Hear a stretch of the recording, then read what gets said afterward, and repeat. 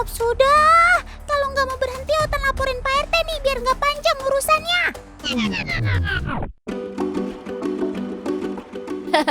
Otan kaget ya sama kelakuan kami. Tenang Tan, kami para angsa memang ditakdirkan sebagai hewan yang agresif. Terutama saat ada hewan lain atau makhluk asing yang mengganggu wilayah kekuasaan kami. Secara otomatis, kami nggak akan segan-segan tuh untuk menyerang. Nah, karena sifat inilah kami banyak dipelihara untuk dijadikan sebagai hewan penjaga layaknya anjing. Salah satunya yang menggunakan jasa kami adalah pabrik ini, Tan. Walah, keren banget kamu Sob, bisa sampai diangkat jadi pegawai pabrik. Bangga Otan. Gak gitu juga sih Tan konsepnya. Supaya nggak bertanya-tanya, ikut aku dinas jaga malam yuk.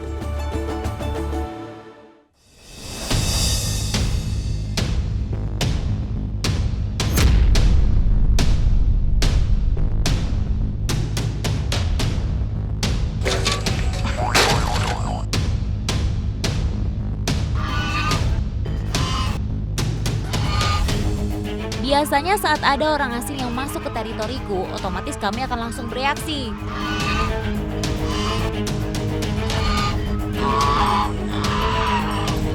Ibarat alarm, jika ada tanda bahaya, aku dan kawananku akan bersuara sekencang-kencangnya. Tak hanya itu, kami bahkan gak segan-segan juga untuk mengejar dan menyerang jika ada tamu tak diundang.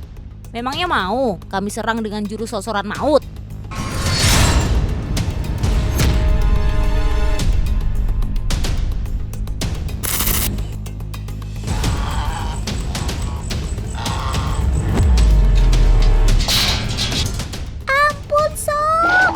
Sampai udah ngeluarin jurus, Otan gak ikut-ikutan deh.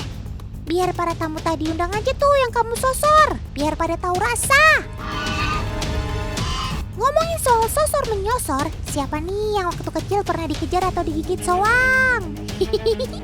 Sebenarnya itu adalah senjata utama dari sobat Otan yang satu ini teman. Gigitan dari paruh cantiknya ini gak main-main loh, karena sampai bisa membuat kita terluka. Tapi Otan jadi penasaran deh. Sebenarnya selain karena teritori, kamu bisa marah karena apa lagi sih, Sob?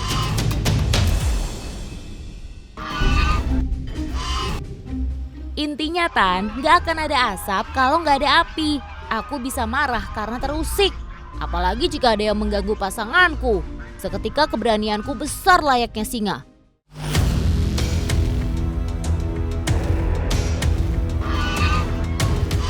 Aku bisa seperti itu karena semasa hidupku, aku hanya memiliki satu pasangan saja, alias monogami. Jadi kalau ada apa-apa terhadap pasanganku, tentu aku tidak terima, Tan.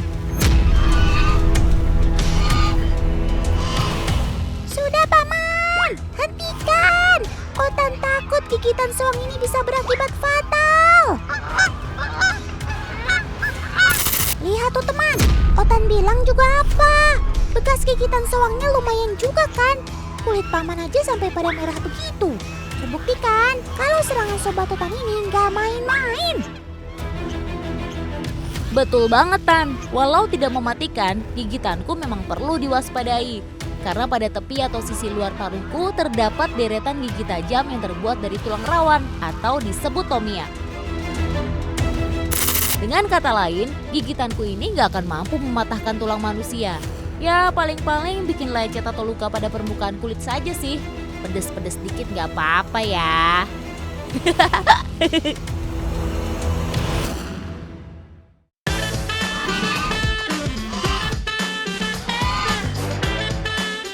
Oh iya, kalau teman di rumah pengen lihat isi mulut soang kayak apa, Otan sudah siapkan tenaga tambahan untuk kasih lihat ke kalian semua. Maaf ya Sob, coba mangap sebentar aja kok. Otan pengen lihat yang katanya bikin pedes itu.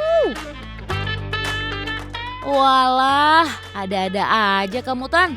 Jadi selain deretan gigi tomia di paruhku, ada juga yang namanya papillae.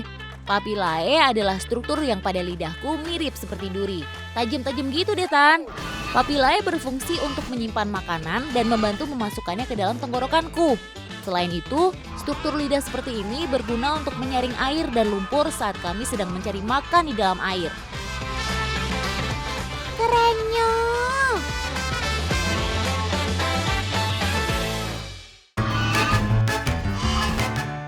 teman. Soang adalah unggas yang termasuk dalam kategori hewan omnivora.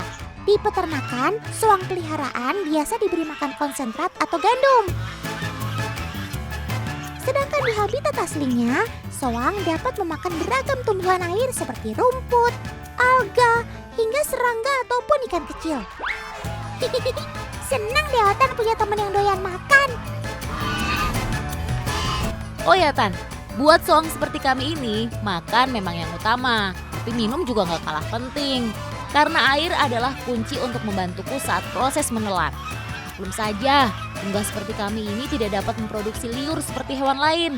Makanya, saat mulutku sudah penuh makanan, aku akan mencari air supaya mudah melewati tenggorokan.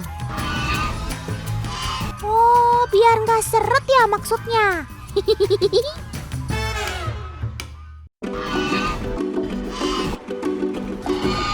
Teman, sebagai unggas air, soang sudah pasti memiliki kemampuan berenang yang mumpuni.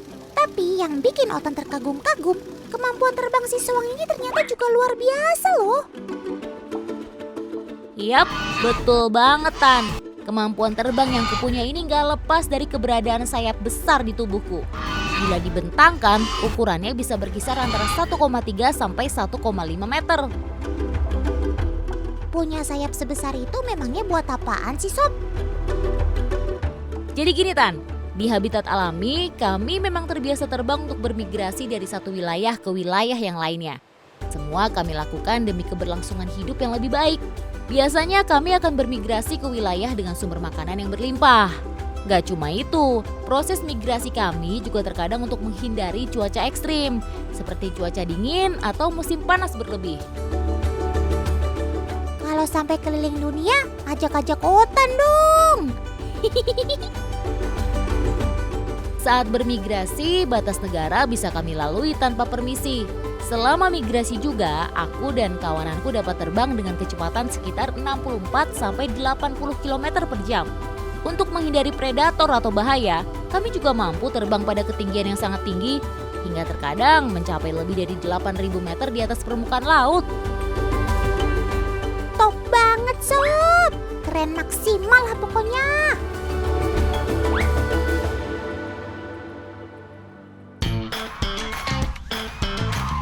Teman, soang adalah unggas sosial yang terbiasa hidup dalam kelompok. Nah yang membuat Otan bingung, cara membedakannya satu sama lain bagaimana ya? Apalagi kan pasangan sobat Otan ini hanya satu. Jadi pasti sulit tuh mencarinya jika terpisah dalam koloni yang besar.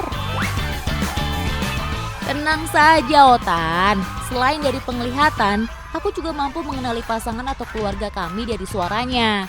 Lihat sendiri kan, walau pasanganku disembunyikan ke dalam kandang tertutup sekalipun, aku akan tetap bisa mengenali dari suaranya Tan. Nah ini sih sudah A1, kalau pasanganku ini ada di kandang nomor 1 Tan. Iya, betul banget Sob. Ternyata sobat Otan ini berhasil menebak pasangannya dengan tepat teman. Karena kalau salah, bisa-bisa si soang jantan nanti malam tidur di luar tuh.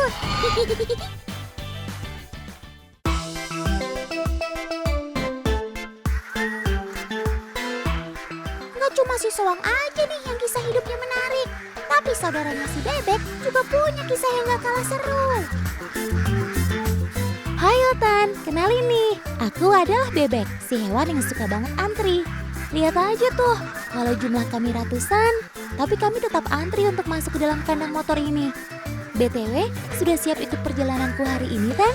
Kalau sudah siap, ayo kita gas. Tapi sebelumnya pastikan lagi ya, jangan sampai ada bebek yang ketinggalan. Oh iya Sob, sebenarnya kita mau kemana sih? Kok pakai motor segala? Jangan-jangan kita mau healing ya? Bukan Tan, kami menaiki motor khusus ini untuk keliling mencari sawah yang baru saja panen. Bukan mau healing. Nanti di tempat itulah Paman akan mengeluarkan kami untuk diangon. Selama di perjalanan, aku dan teman-temanku sudah sangat tidak sabar untuk pesta makan besar alias mukbang. Asik! Teman, sistem angon seperti ini sebenarnya saling menguntungkan satu sama lain. Paman petani merasa terbantu karena hama di sawah mereka akan habis dimakan sama sobat Otan ini. Sedangkan untuk para peternak mendapatkan pakan gratis untuk bebek-bebek mereka. Jadi bisa dikatakan ini adalah simbiosis mutualisme, alias saling menguntungkan. Yap, dengan pola makan yang beragam seperti ini, tentu kebutuhan nutrisiku bisa didapatkan dengan baik. Dan tentunya itu akan berpengaruh pada pertumbuhan dan juga telur-telurku nanti. Jika jam makan besar selesai, biasanya ditandai dengan mereka masuk ke kandang, teman. Tapi sebelum ke kandang, bebek-bebek ini wajib mandi dulu ya. Karena lihat aja tuh, tubuhnya penuh sama lumpur akibat main di sawah tadi. Oh iya, coba perhatikan deh. Bulu-bulu sobat totan ini terlihat tetap kering ya, walau sudah mandi di sungai. Ada yang tahu kenapa? Yap, ternyata itu bisa terjadi karena pada bulu bebek terdapat kelenjar minyak anti air. Dengan begitu, si bebek tidak akan merasa kedinginan, walau sedang berada di air dalam jangka waktu yang cukup lama. Mandi yang bersih ya sob. Baru deh setelah itu kita pulang sama-sama. Asik.